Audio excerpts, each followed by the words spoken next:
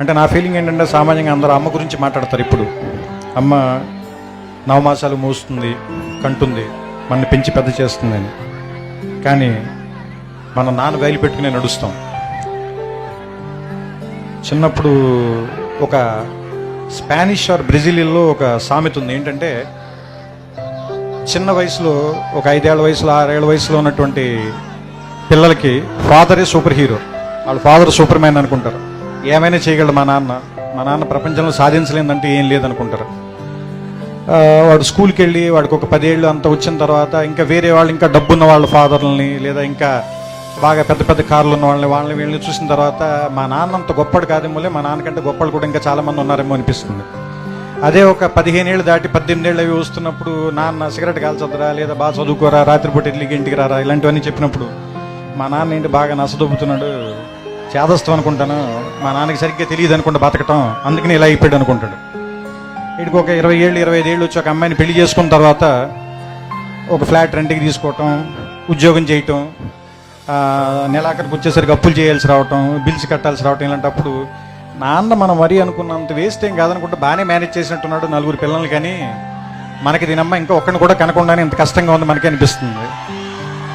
ఆ తర్వాత ఒక 35-40 దాటిన తర్వాత పిల్లలు కొంచెం పెద్దవాళ్ళు అవుతుంటే స్కూల్ ఫీజులు, రికమెండేషన్లు, ఆ తర్వాత వాళ్ళకి ఏదైనా ఒంట్లో బాగున్నప్పుడు రాత్రిపూట హాస్పిటల్కి పరిగెత్తటాలు, ఏదైనా ఒక కష్టం వస్తే డబ్బుల కోసం ఎత్తుక్కోవటాలు, ఇలాంటప్పుడు నాన్న గుర్తుంచి కళ్ళల్లో నీళ్ళు వస్తాయి. ఈ బాబు ఇన్ని కష్టాలు పడి మన అందరినీ పెంచి ఇక్కడ దాకా తీసుకొచ్చాడని. కానీ మనం అది చెప్పేసరికి చాలామంది నాన్నలు 2 రోజు చచ్చిపోతారు. అందుకని నా ఉద్దేశం ఏంటంటే నాన్న బతికుండగానే మనందరం థ్యాంక్స్ చెప్దాం. మన భారతీయులందరికీ కూడా భాషతో సంబంధం లేదు. మన భారతీయులందరికీ కూడా ఒక డే అనే దాని మీద పెద్ద నమ్మకం లేదు. ప్రేమని ఫిబ్రవరి 14 రోజులు మాత్రమే ప్రేమించి ఆ తర్వాత ఆడపిల్లని చంపేద్దాం, వాళ్ళ మీద యాసిడ్ పోసేద్దాం, అలా కాకుండా జీవితాంతం ఆడపిల్లని ప్రేమిద్దాం, తప్పేం లేదు.